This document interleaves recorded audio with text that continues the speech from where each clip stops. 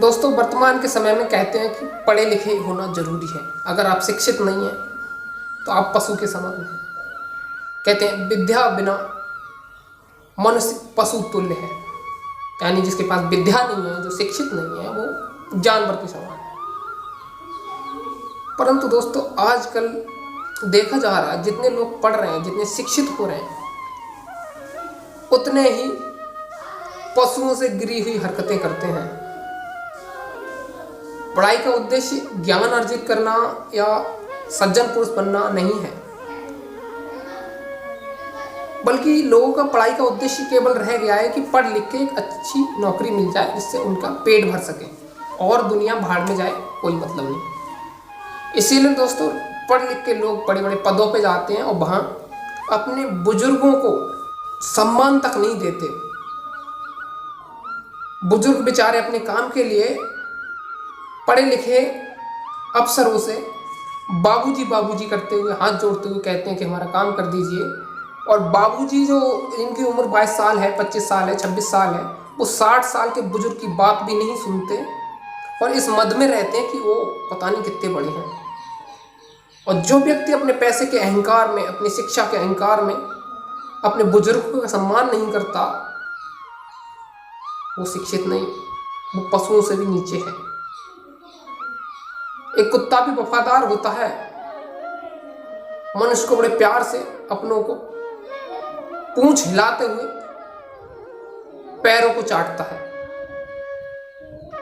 और आप अपने बुजुर्गों को भी भूल जाते हो। पढ़ने लिखने के बाद जहां माता पिता बड़े हुए, उन्हें गृहस्थ आश्रम में भेज दिया, और जहां तुम्हारी शादी हुई वहां क्या किया कि माता पिता को अलग कर दिया और बोले मैं तुम्हें नहीं खिला सकता, तुम अपना बोरिया बिस्तरा बांधो, अलग हो जाओ, मैं अलग रहता हूँ, मैं तुम्हारा खर्चा नहीं उठा सकता, मैं तुम्हारी टट्टी पेशाब नहीं उठा सकता, तुम खो खो खो खो खुल खुल खुल खुल करते रहते हो, हम तुमसे तंग आ चुके हैं, हम तुम्हारे साथ नहीं रह सकते। बीवी के साथ रह के पढ़ा लिखा लड़का अपने माता पिता के साथ ऐसा व्यवहार करता। धिक्कार है उस शिक्षा पे जहां तुम्हें मीठी भाषा बोलने का सबूर नहीं आया। धिक्कार है उस शिक्षा पे जहां तुम्हें अपने बुजुर्गों का सम्मान करना नहीं आया। धिक्कार है उस शिक्षा पे जहां तुम्हें ये तमीज नहीं आया कि तुम्हें क्या खाना है क्या नहीं खाना। धिक्कार है उस शिक्षा पे जहां तुम्हें लोगों पे दया करनी नहीं आई, क्रूर अपने व्यवहार को बना गए, अपने व्यवहार में क्रूरता भर ली। दोस्तों, मैं तो कहता हूं बल्कि अगर पढ़ लिख के कोई अपने बुजुर्गों का सम्मान नहीं करता, यदि पढ़ लिख के उसे मीठी भाषा बोलने का सबूर नहीं आया, यदि पढ़ लिख के उसे क्या खाना है क्या नहीं खाना है ये सबूर नहीं आया, या पढ़ लिख के व्यक्ति को ये सबूर नहीं आया कि उसे कैसे वस्त्र पहनने हैं कैसे नहीं पहनने हैं। आजकल वस्त्रों का भी बुरा हाल है। कहते हैं कि खाने की आज़ादी है, कुछ भी खाओ। इसका मतलब है तुम किसी की जान लेके अपने पेट को भरोगे। अरे खाने की आज़ादी है, तुम कुछ भी खाओगे, तो इसका मतलब यह है कि कचड़ा क्यों ना खा लो, उसकी भी तो आज़ादी है, कचड़ा खा लो। कचड़ा तो खा नहीं लेते। इसलिए आज़ादी के नाम पे ये पशुओं के साथ, पक्षियों के साथ अत्याचार मत करो, उनकी जान लेके अपना पेट मत भरो।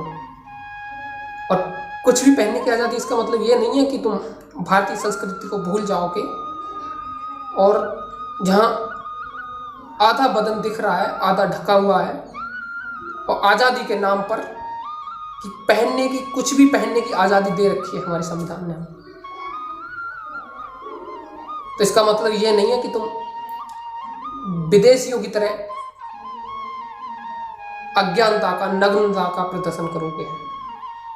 विदेश में कोई मर्यादा नहीं है। ज़्यादा विदेश के बारे में बोलना नहीं चाहता मैं। बस ये देखो कि वर्तमान समय में आपको पता ही है विदेशों की क्या हालत है। इसलिए भारत की नारी को चाहिए मर्यादा में रहे, वस्त्रों के पहनने के आज़ादी के नाम पर अज्ञानता ना दिखाए। यदि पढ़ लिख के तुम्हें क्या पहनना है, क्या खाना है, कैसा व्यवहार करना है, कैसे बोलना है, कैसे रहना है, क्या करना है क्या नहीं करना, अगर ये सब तमीज नहीं आया तो तुमसे अच्छे पशु हैं।